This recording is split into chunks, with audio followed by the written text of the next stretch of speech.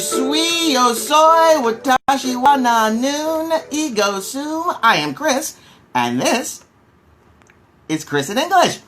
And today I want to know, what's the most annoying thing about English?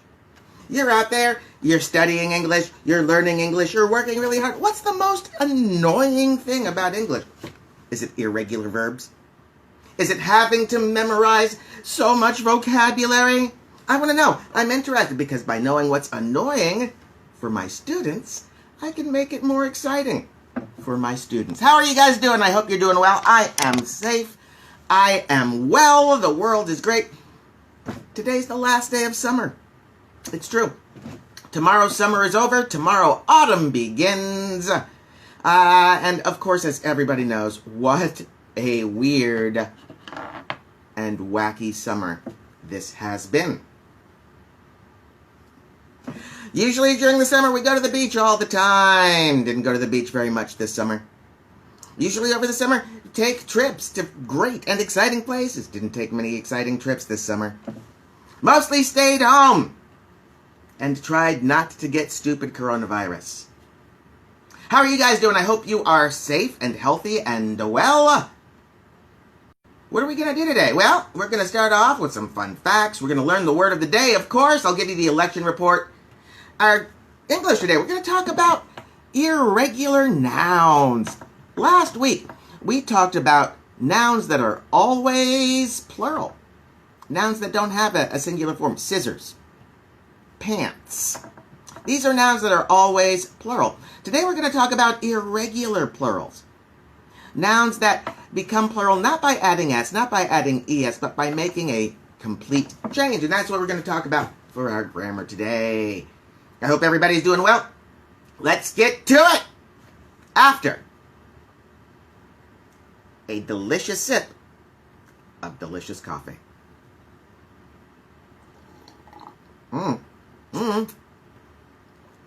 That's good stuff. It's a little bit dark side. This is not the good side of the force, but it's delicious. Today is International Peace Day. United Nations International Peace Day. Isn't that nice? A day where the whole world, we're supposed to think about peace. We're supposed to think about being nice to each other individually and nationally, internationally. This day was proclaimed each year by the United Nations. Hey, mighty! I'm so glad to see you today. Happy International Peace Day. Today is United Nations International Peace Day. It's a day where we are supposed to promote the ideals of peace. I love my job. There are so many reasons I love my job. But one of the reasons I love my job is I get to talk to people from all over the world every day. And I try to build relationships, not just between me and my students from all over the world, but also within my students from all over the world. I think that the more of us who know each other and work with each other and play with each other, the more of us will like each other, and the better we'll all get along. United Nations International Peace Day was established in September of 1982. Ooh, I was a teenager back then. At the United Nations, the day is marked by a special message from the Secretary General, the leader of the United Nations. This leader, the Secretary General, will then ring the Japanese peace bell. There is a Japanese peace bell at the United Nations offices in New York. The Secretary General will then invite people throughout the world to reflect, to think about, what does peace mean to you? Happy International Peace Day, mighty. Happy International Peace Day, everyone who is out there. Here's hoping that we can find some of that peace. If you are interested in International Peace Day, check out the website, ChrisinEnglish.com. Go to our reading section. Today, you can read more about International Peace Day. You can also read about other interesting facts. So please, visit the reading section, ChrisinEnglish.com. If you have questions about what you read, let me know. I would love to talk about it. Mighty, how are you doing? I hope you're well. What are you up to? Are you doing anything fun or exciting? What are you going to do today, the last day of summer? Oh, no, it's not the last day of summer for you. For Mighty Maite down in Brazil, today is the last day of winter. Spring is coming. Do you have any plans for today? Any plans for the week? Anything going on? Mighty Maite tells me she is fine. I'm glad to hear that. I am very glad to hear that. I'm doing well myself. Staying healthy, staying happy. I'm excited because my family's coming to town this weekend. I'm a little concerned. We're going to get together. Hey, Sophia, good to see you. Happy International Peace Day. It's United Nations International Peace Day. I hope you're doing well. I hope you're staying safe from the virus. My parents are going to come and visit me here in San Diego this coming weekend. I'm looking forward to seeing them because I miss them. I haven't gotten to see them because of stupid coronavirus. All right. I know what you guys are waiting for. You've been very patient. It's everybody's favorite part. It's our word of the day. Yes, it's time. I, Chris, am going to teach you a word that you can use in the English-speaking world. And I hope that this word is not too annoying. Not too annoying? Could that be a clue? Could that be a hint? Could that be information to help us think about what the word of the day is? Annoying? It is. Our word of the day today is a verb. And I'm fascinated because today I learned this word. I didn't know this word yesterday. Today I learned a new word. I learned a new verb, and it's a great one too. Our word of the day today is chivvy. Chivvy. It's a brand new word for me, and I love it. Chivvy. Chivvy is a verb, and it means to bother people, to pester people, to annoy people. In the internet world, we would say to troll people. Chivvy. C-H-I-V-V-Y. This is one of the very few words in all of English that has VV. A double V. C-H-I-V-V-Y. Chivvy. To bother, to pester, or annoy someone. Here's a sentence. I read the comment on the blog site, but I think he was just trying to troll and chivvy you. Chivvy, he was trying to bother you. He was trying to annoy you. Don't let him affect you. Ignore him. He's just trying to chivvy you. Chivvy, I love this word. Are you going to be helpful?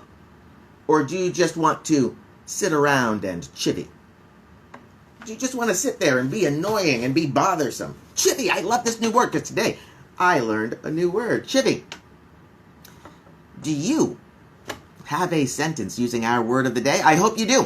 I hope that you write your sentence right here. See where I'm pointing? I think I'm pointing to where you can write. If you write your sentence right here, I will read it to the world, and you will be using our word of the day. All right. I have promised everybody election news. We've got a big election coming up here in the United States, a huge election. As you know, the presidential election is between President Donald Trump and former Vice President Joe Biden. But the biggest election news today is the death of Supreme Court Justice Ruth Bader Ginsburg, who was a wonderful woman, a wonderful jurist, a great mind, and the American government has suffered a big loss with her passing. Justice Ginsburg was on the court since August 10th, 1993, and she was the second woman appointed to the Supreme Court after Justice Sandra Day O'Connor, who was appointed by President Ronald Reagan. Justice Ginsburg was appointed by President Clinton. Justice Ginsburg, influenced the courts in various ways, on various issues, including international law being used in the United States courts. She was a proponent of using other countries' laws not as precedent, not as law in the United States, but as a guide as a moral and ethical guide to what good government behavior could and should be. Justice O'Connor worked a lot on police searches, limiting the right of police to search citizens without cause. And she worked a lot on gender equality.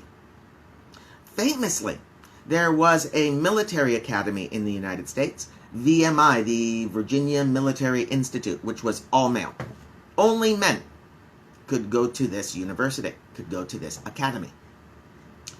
Well, some people sued, women sued, because it was a really good school and they felt that everyone should be allowed to have that great education. I think they're right. Justice Ginsburg thought they were right as well. And through her work and her vote on the Supreme Court, VMI was open to women. Yeah. Why is this important for politics? Well, because the President of the United States chooses the Supreme Court justices, there's now a fight to prevent President Trump from appointing Justice Ginsburg's replacement. And the reason why this is even an issue is because 4 years ago, the Republican Party prevented then President Barack Obama from having his nominee be voted onto the court, or even getting a hearing. It was actually a little bit crazy. In my opinion, it was actually a little bit unjust. And in my opinion, I'm curious to see what the Republican Party is going to say to show that they're not being hypocrites.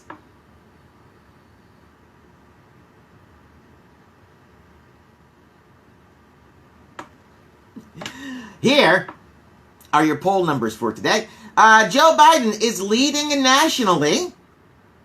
The polls are 51 for Vice President Biden to 44 for President Trump.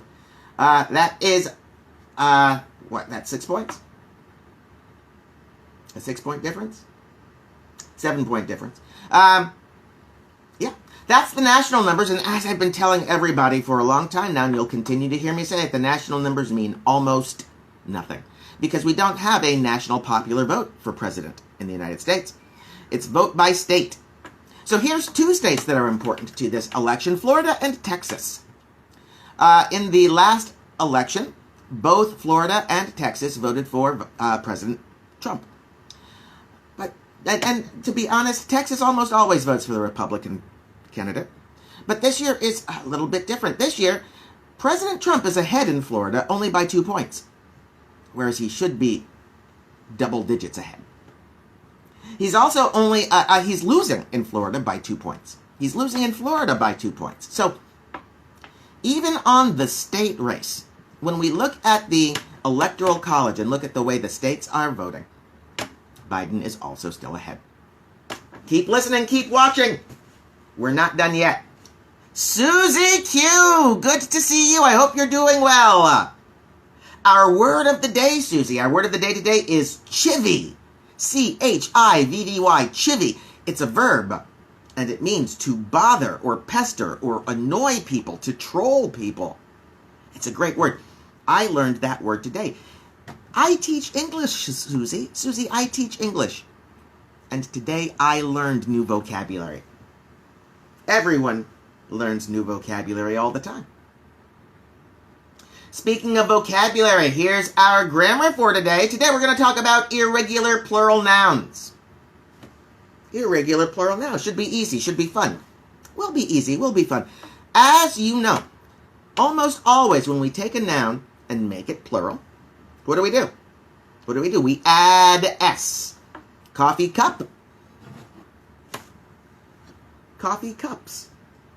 Right? Add that S. It becomes plural. Sometimes bus becomes buses, B-U-S-S-E-S. Sometimes we have to add E-S, but that's part of the regular rule. To make a noun plural, add S or E-S.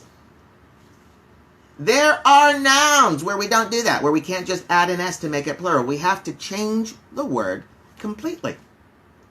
It's very important to learn these irregular plural nouns. There are many, but there are 4 that I'm going to tell you about first, because these are the 4 irregular plural nouns that you have to know You must know these 4 irregular plural nouns.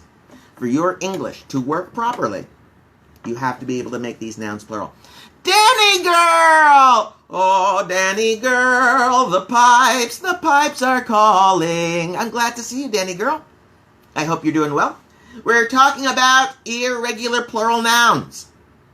And I'm going to start with the 4 most important irregular plural nouns. Man, woman, child, and person. Man is singular. Men is plural. M-A-N, singular, M-E-N, plural. If you're talking about more than one man, you must say men. If you're talking about more than one woman, W-O-M-A-N, you must use women. W-O-M-E-N. Irregular plural noun. Man becomes men. Woman becomes woman. Child. And this is one that I find my students often make an error with. Child is singular. One child. Many children. Children. Child is spelled C-H-I-L-D. Children is spelled C-H-I-L-D-R-E-N. Person is always singular. One person. P-E-R-S-O-N. The plural is people. People. People who need people are the luckiest people, P-E-O-P-L-E, in the world. Man, men. Woman, women. Child, children. Person, people. These are the 4 most important, most frequently used irregular plural nouns in English. These are the 4 you must know. But there's others. There's others. And irregular means there's no rule. There's no pattern. Except sometimes with irregular plurals there is. Here's a pattern that you can always look for. If a noun ends with F or an F sound, it's going to have an irregular plural. Look at the word thief. T-H-I-E-F. Thief, a person who steals, a person who takes things that don't belong to them, a person who should go to jail because I want my stuff back. Thief. One thief. Many thieves. Thieves. T-H-I-E-V-E-S. When these nouns end with F, the plural often has the V-E-S. Get rid of the F and replace it with V-E-S. Knife. Knife. You know, steak knife. You cut your steak. You know, knife. Halloween, you go around pretending you're going to stab someone. Knife. One knife. Many knives. K-N-I-V-E-S. Drop that F. Get rid of the F on the singular noun. Add V-E-S. Knives. K-N-I-V-E-S. Leaf. On a tree. The green part on the tree is a leaf. One leaf. L-E-A-F. But the plural of leaf is irregular. L-E-A-V-E-S. Leaf ends with an F. So to make it plural, V-E-S. One more that ends with F. For those of you like me who love Lord of the Rings, the precious, I needs it, I wants it. The precious, Lord of the Rings. Remember Legolas? The elf? E-L-F? Elf? He had the pointy ears. He was fling, fling. He was really good shooting the bow and arrow. Yeah, elf. One elf. Many elves. E-L-V-E-S. Irregular plural. Did you know that many animals have irregular plural? Not all, not even most, but many animals, the names, the words we use for animals are irregular plural nouns. Take, for example, the word mouse. M-O-U-S-E. Mickey. You remember Mickey from Disneyland? Mickey Mouse? Yeah. One mouse. But many mice. M-I-C-E. No S on the end. M-I-C-E. It's a totally new spelling to make this plural. Yeah. Goose. Honk, honk. A goose, a big bird. He chases people around. Honk, honk, honk, honk, honk, honk, honk, honk. Yeah. A goose, one goose. Many geese. One goose, Goose. Many geese, Geese. Irregular plural. Change the spelling. Ox. An ox is a big cow. He's a very big cow. Larger than a cow. He has big horns. Hey, ale, ale, ale, ale, ale. Good to see you, sir. I hope you're doing well. We're talking about irregular plural nouns. For example, the noun ox. An ox is an animal, like a cow, like a big cow, like a big bull. One ox, O-X. But if you have more than one, you have oxen, O-X-E-N. Don't add S. Don't add E-S. It's an irregular plural noun. Some nouns don't change. Some animal nouns don't change. For example, fish. One fish, two fish. Red fish, blue fish. That's a book. One fish, two fish, red fish, blue fish. It's a very good children's book. I love it still. Fish doesn't change in the plural. One fish, many fish. Sheep. Sheep. One sheep, many sheep. Never changes, no matter how many you have. And the last one, shrimp. I love eating shrimp, fried shrimp, barbecue shrimp, boiled shrimp, Tabasco shrimp. All right. Maybe I don't remember all of the different shrimp from Forrest Gump, but they had a lot of shrimp. But no matter how many shrimp you have, it's always shrimp. One shrimp, 2,000 shrimp. But in the south part of the United States, in states like Louisiana, you'll hear people say shrimps. It's a regional thing. Most English, shrimp, many shrimp. One more group of irregular nouns for you. These are from other languages. Sometimes, the great thing about English is really great about taking words from other language and incorporating them into English. Two of the languages that we've done this to a lot are Greek and Latin. You know the word focus. When you're taking a picture, you have to focus, right? Focus. Make sure your picture is clear.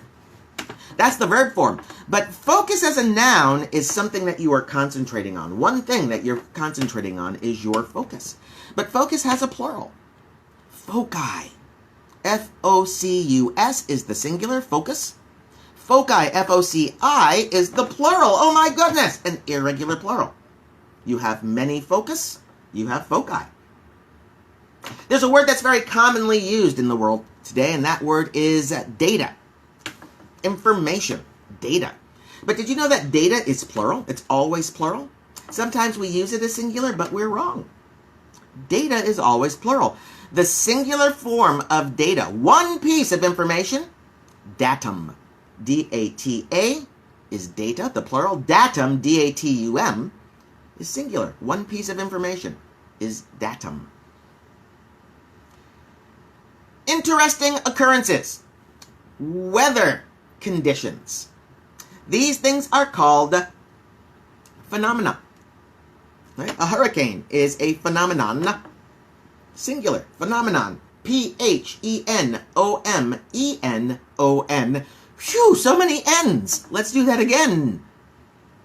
P-H-E-N-O-M-E-N-O-N. Phenomenon. A natural occurrence. But it's singular. Phenomena is the plural. And it's also a really good song that you can hear on The Muppet Show. Phenomena, do-do-do-do-do. Phenomena, do-do-do-do. Phenomena, do-do-do-do-do-do-do-do-do. No? No. Sorry. I got carried away. I apologize. I just love the Muppets. I love the Muppets so much. Here's the last one. Our last irregular plural noun, and it's a good one. It's a good one. Everybody knows octopus. Octopus. I love octopus.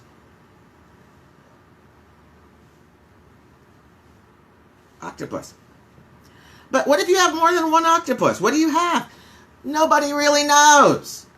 Nobody really knows. You will hear many people say octopuses. Taking the word octopus ends in S, so to follow the rule, we would add ES. Right? Octopuses. Some people will say that. Some people will say octopi. Treating it as a Latin word, they'll make it a Latin plural. Even though octopus is technically a Greek word. Pus is Greek for feet, or for foot. In fact, octopus is Greek. It means 8 feet. So some people say octopi. But really, if you're following the mixture of English and Greek rules, the correct plural for octopus would be octopods. O-C-T-O-P-O-D-S.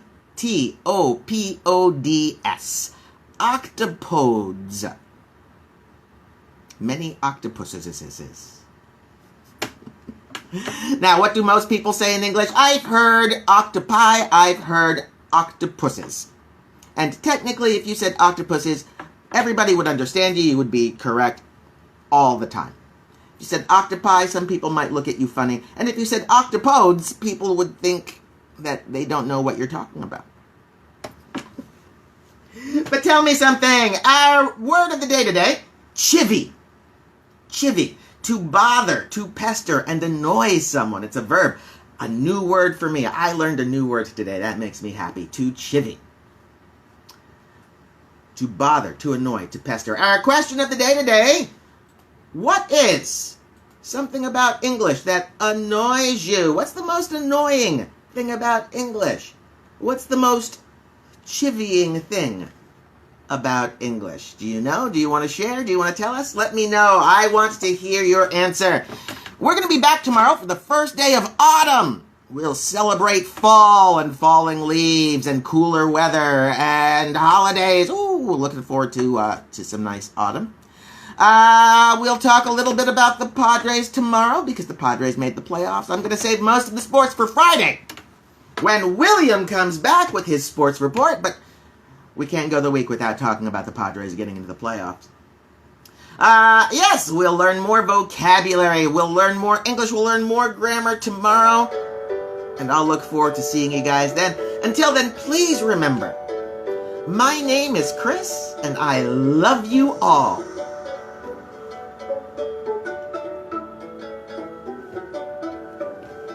Go away.